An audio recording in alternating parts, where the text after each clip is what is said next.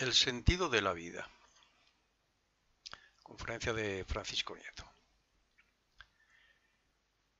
Los que en esta vida estamos intentando encontrar algo o parte de la verdad por medio del ocultismo y los que analizamos a la sociedad en nuestras meditaciones, nos damos cuenta de que la mente se ha ido separando cada vez más del corazón. El corazón de algunos siente que debe existir algo muy grande y superior, pero la mayoría de las personas deja que su mente ande observando los efectos físicos de ese algo invisible y que no se preocupe por satisfacer a su corazón.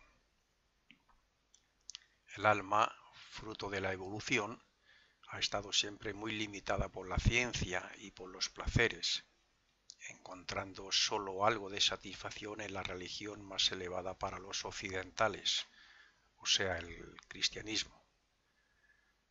Pero de un tiempo acá, el ocultismo y los nuevos conocimientos que el ser humano encuentra en esta época preacuariana le llevarán a interesarse por lo interno y a trabajar de una forma conjunta con la mente y con el corazón.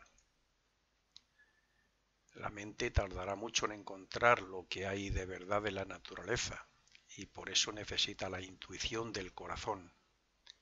Ambos pueden trabajar en sintonía en esa búsqueda de la verdad que, en el fondo, a todos hace que nos preguntemos que de dónde venimos, por qué existimos y a dónde vamos después de la muerte. Precisamente la insatisfacción a esas preguntas a lo largo de mucho tiempo es lo que ha hecho que la mente se separe del corazón y por eso la mayoría de la humanidad cree que nunca encontrará las respuestas porque no tienen medios para ello. Sin embargo, está totalmente confundido y lo único que tiene que hacer es dirigir su mente hacia lo interior para conocerse a sí mismo. Todo ser humano está capacitado para encontrarse a sí mismo, para conocer la verdad y para encontrar a Dios. El único impedimento es el tiempo, o mejor dicho, el hecho de que llegue un determinado renacimiento en que se sienta la necesidad ineludible de comenzar a buscar el conocimiento oculto que es parte de la verdad. Este hecho, que bien podríamos llamar despertar, es el indicador de que en esa vida debe comenzar a trabajar con la mente y con el corazón para encontrar y satisfacer al alma. Este hecho les está ocurriendo actualmente a muchas personas. Ellas intuyen que pueden desarrollar la facultad de encontrar respuestas, pero la falta de un paciente esfuerzo y de un sacrificio persistente hacen que abandonen y que se olviden de esas cuestiones internas. Entonces, esas personas se vuelven como esos otros que no saben nada sobre estas preguntas eternas, pero que creen saberlo todo. Por eso, cada vez que surge una oportunidad, emiten sus teorías y sus opiniones materialistas y científicas que no dejan de ser el resultado de lo que se observa en este mundo físico. Es más, porfían y quieren instaurarlas como la verdad, sin darse cuenta de que no sólo se desvían ellos de la verdad auténtica, sino que también desvían a otros buscadores. Piensan que si ellos no han encontrado el camino que lleva a la verdad, no lo puede encontrar nadie, y no se dan cuenta de que, por mucho que lo nieguen, el camino y la verdad siguen estando ahí para quien se deja llevar por el corazón. Los que están preparados en esta vida, porque su evolución y su desarrollo espiritual se lo permiten, sabrán escuchar a su corazón y comenzarán a utilizar el discernimiento y la meditación para encontrar respuestas. Es cierto que la obtención del conocimiento oculto y el despertar de ciertas facultades no es fácil de desarrollar o de conseguir. Eso no se consigue por arte de magia, ni por casualidad, y mucho menos por dinero. Sin embargo, los medios para adquirir ese conocimiento directo los tenemos todos latentes porque son parte del espíritu. A su vez, este es parte de Dios.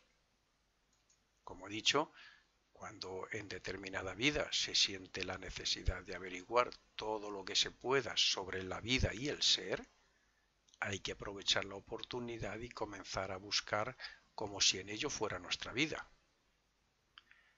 Habrá muchas tentaciones y pruebas que intentarán alejarnos de esa búsqueda, pero la regla es persistir, porque solo es vencido quien no persiste. Pero junto a esa regla hay otra que nunca hay que olvidar, y esta es olvidarse de uno mismo para trabajar por los demás. Sin esta regla, el buscador se puede desviar fácilmente del sendero y dedicarse a buscar poderes o hacia el mundo de lo fenomérico, o a creerse más que otros, o a hacerse un radical totalmente falto de comprensión y tolerancia, etcétera, etcétera, etcétera. Lo que somos o ya llevamos un tiempo en esta vida trabajando, investigando como buscadores de respuestas a misterios ocultos de la naturaleza, debemos saber que lo mismo que la verdad es tan inmensa como eterna, nosotros debemos ser eternos buscadores de la misma. Los poderes o facultades que pueden demostrar a los incrédulos que las eternas preguntas tienen respuesta no se desarrollan en una sola vida. Por eso el aspirante a conocer la verdad nunca debe desesperarse y sí comenzar a estudiar lo que otros han escrito, porque ellos lo han vivido, lo han investigado clarividentemente y desde el punto de vista de la conciencia, y lo han experimentado como nosotros experimentamos aquí en el mundo físico.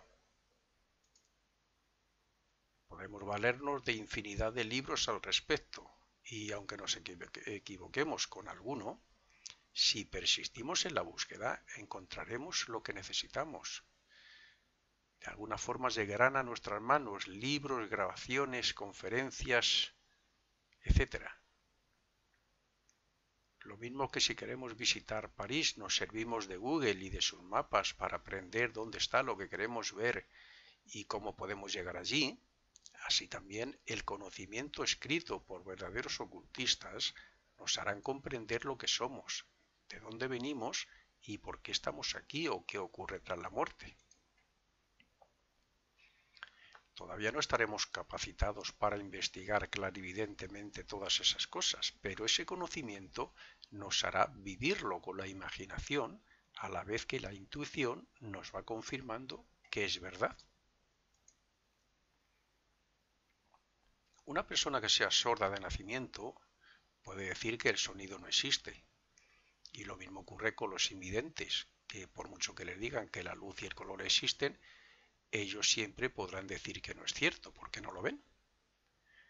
Aún en nuestro tiempo yo he oído decir a alguna persona que no cree que el hombre haya pisado la luna, porque no hay pruebas suficientes. Él no las ha visto, no las ha comprobado. En cierto modo tiene razón, pero el hecho de que ellos no puedan oír, ver o ser testigos presenciales no significa que la tengan definitivamente. Algo similar ocurre con el ocultismo, o más concretamente con lo que han contado y dejado escrito algunos, por supuesto pocos, ocultistas clarividentes o con ciertas facultades superiores que la mayoría de la humanidad no tiene, cuando han escrito los mundos superiores, invisibles y sus habitantes, etc. Yo de hecho he conocido, cuando daba conferencias en diferentes sitios, siempre había alguno que el que no era clarividente era sanador, el que no salía de su cuerpo conscientemente y luego cuando le oía lo que decía, pues por supuesto sabía que no era cierto. La humanidad está evolucionando. De hecho, hubo un tiempo en el cual éramos similares a los animales en el sentido de que no razonábamos. No teníamos la voluntad actual ni nos reconocíamos a nosotros mismos como seres humanos. Luego entonces si hemos desarrollado una mente y una voluntad y nos hemos hecho humanos inteligentes, morales y hasta cierto grado espirituales, ¿por qué no puede haber humanos a la cabeza de la evolución que hayan podido desarrollar un sentido superior a los que tenemos que les permita ver esos mundos invisibles y a sus habitantes y otras muchas cosas más? La lógica y la razón, por supuesto, que responde que sí. Lo que ocurre es que estamos tan acostumbrados a este mundo físico desde que nacemos que creemos que no existe nada más allá de lo que perciben nuestros sentidos. Si hay cierta cantidad de años se decía que solo existía la materia sólida, líquida y la gaseosa. Hoy, sin embargo, se afirma, después de descomponer las subpartículas que componen el átomo, se afirma que en realidad la materia es energía. Y si se piensa científicamente que existe otra clase de materia, entre comillas, ¿por qué no puede haber otros mundos formados de esa misma clase de materia tan desconocida e invisible para el hombre? Vamos, para nuestros sentidos. Sabemos que una emoción o un sentimiento puede afectar al cuerpo físico de diferentes formas. Por ejemplo, sin ir más lejos, el miedo. Sabemos que las imágenes que llegan al cerebro afectan y se relacionan con los deseos y los sentimientos. Por ejemplo, ver cómo matan a una persona. Sabemos que los deseos afectan también al cuerpo físico. Deseos tan, por ejemplo, impuros como es en el hombre tras desear a una mujer respecto al sexo. Su efecto sobre el órgano sexual es notable, y más aún si se es joven. Y sabemos que los pensamientos también afectan al cuerpo físico. Bueno, al cuerpo físico, a los deseos, a las emociones y a los sentimientos, como ocurre cuando pensamos e imaginamos estar en una meditación en parajes maravillosos, con gente maravillosa y teniendo una vida armónica y espiritual. Todos esos aspectos internos afectan al cuerpo físico aunque no los veamos.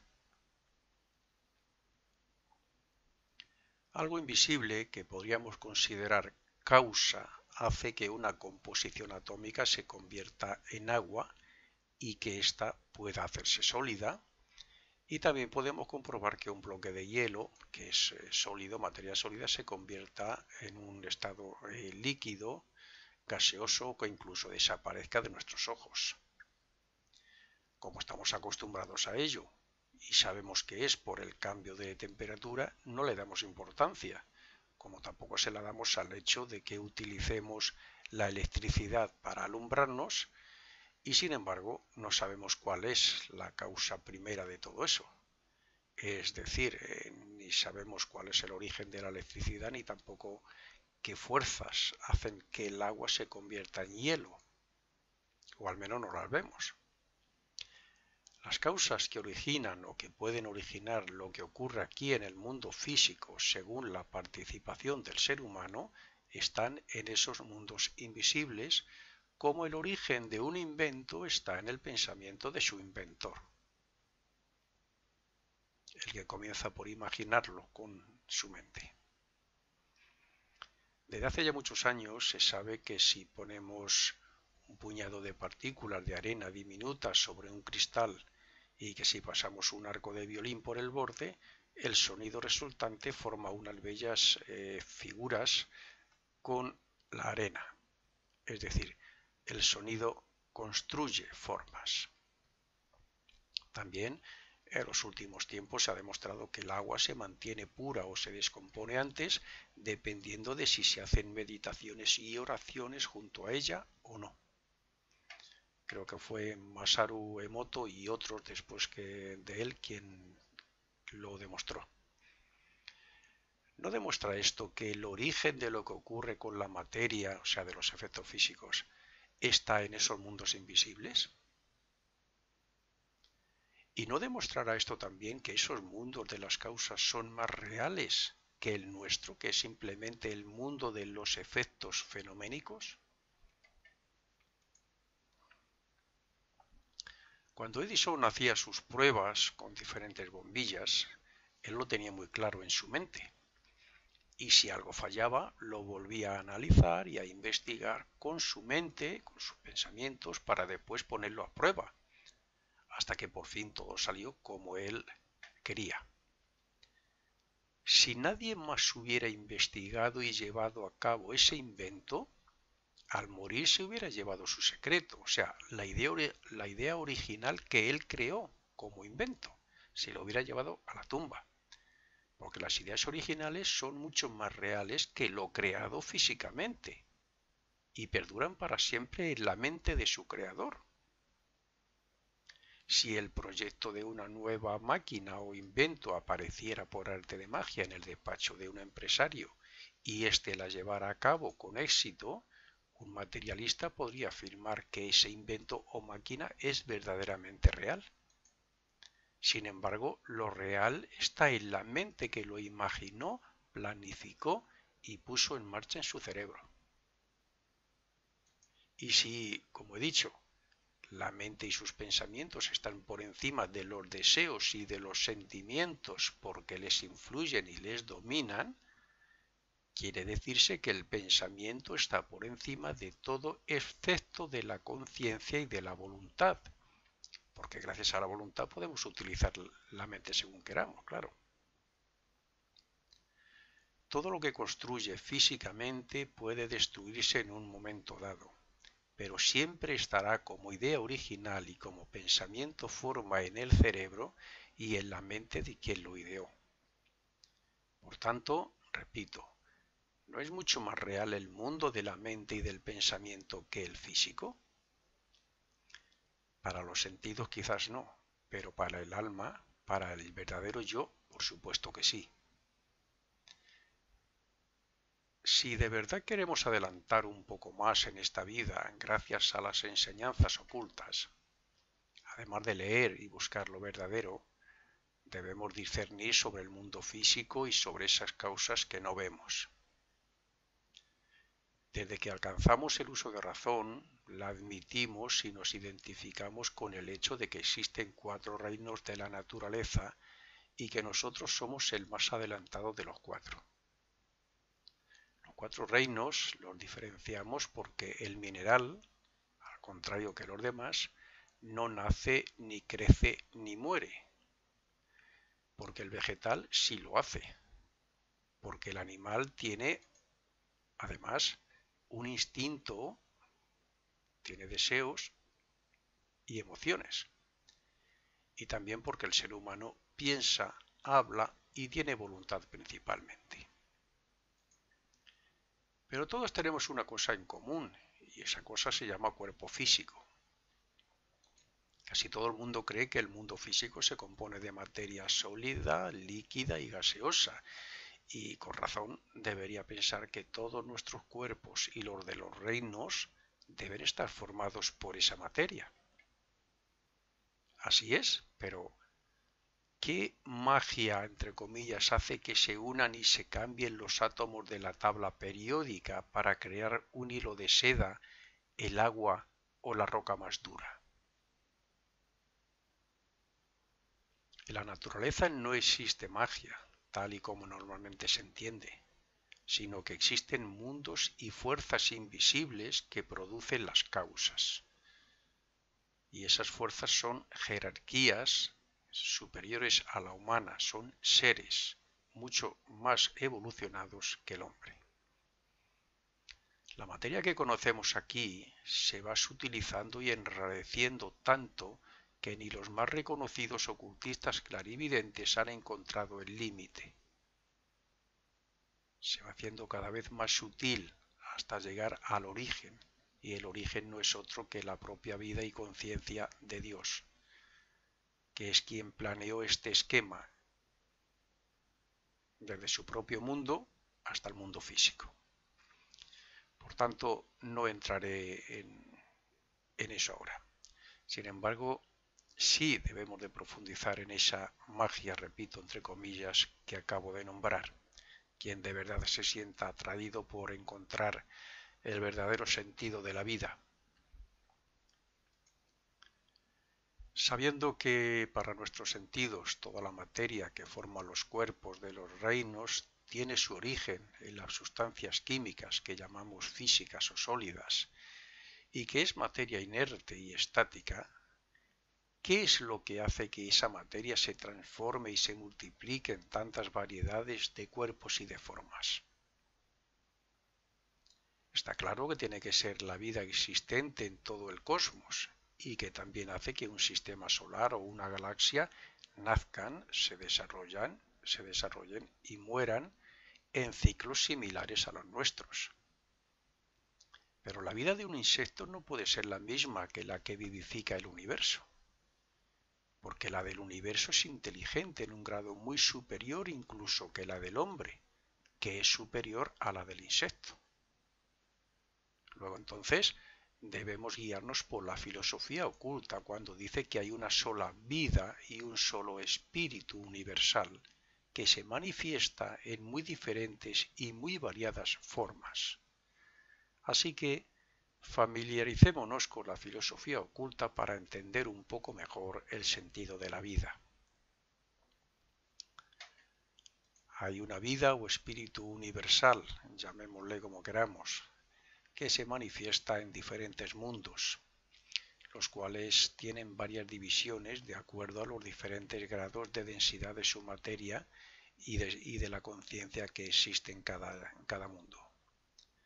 De acuerdo con esto, en el mundo de las ideas y de los pensamientos habrá vidas con formas de materia mental, creadores de arquetipos o moldes que el hombre descubre. En realidad descubre, porque el hombre no inventa nada, sino que lo descubre. Su mente descubre en el mundo mental, en el mundo del pensamiento. Y entonces lo lleva a la creación física como una invención, o sea, como la de nuestros pensamientos que algunos clarividentes ven. Un verdadero clarividente ve cuando creamos un pensamiento qué clase de pensamiento es por su forma, color, vibración, etc.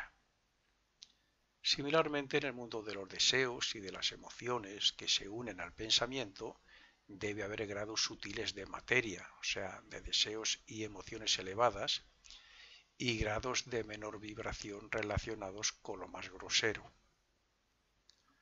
Gracias a esto, el animal, por ejemplo, tiene la vida que le hace nacer, crecer, desarrollarse y morir, pero en un mundo muy relacionado con los deseos y con los sentimientos o emociones.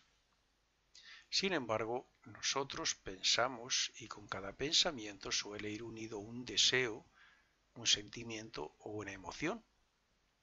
Y eso es lo que nos diferencia de los otros reinos. ¿Y todo esto por qué?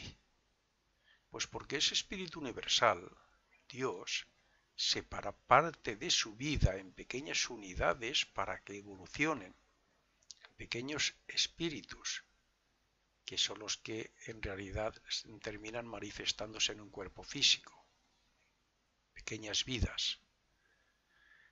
Y como, aun siendo pequeñas vidas, son parte de él y descienden hasta el mundo físico abandonando su propio mundo, resulta que tienen todas sus potencialidades latentes para que a través de la evolución las transformen en poderes dinámicos.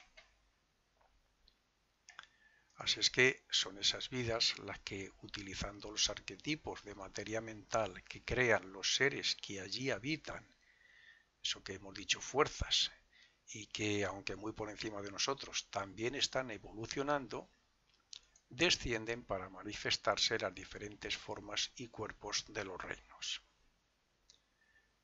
Nosotros estamos más evolucionados que los otros reinos, porque descendimos y comenzamos antes que ellos. La evolución, claro.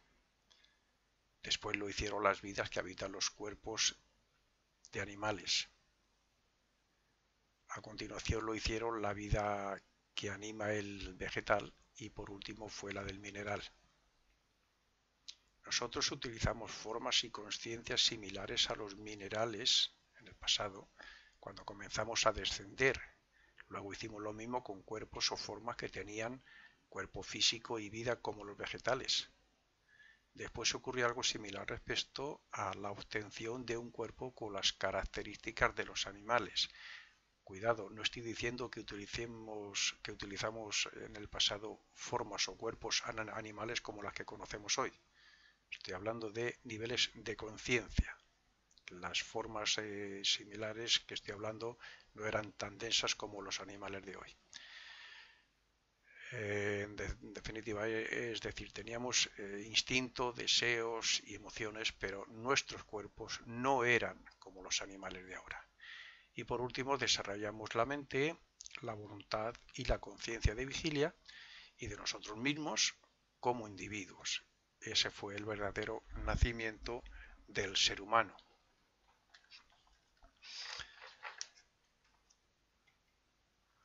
¿Cómo evoluciona el mineral?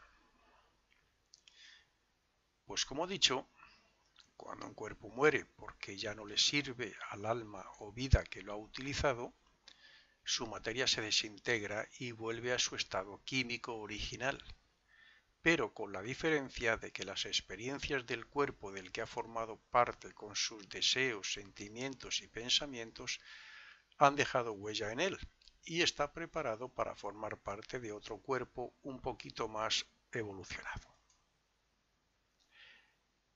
El reino mineral, en su aspecto químico, puede pasar, como vida, por muchas formas de piedras o tierras, y de ellas evolucionará gracias a los impactos que recibe y al tratamiento que le den.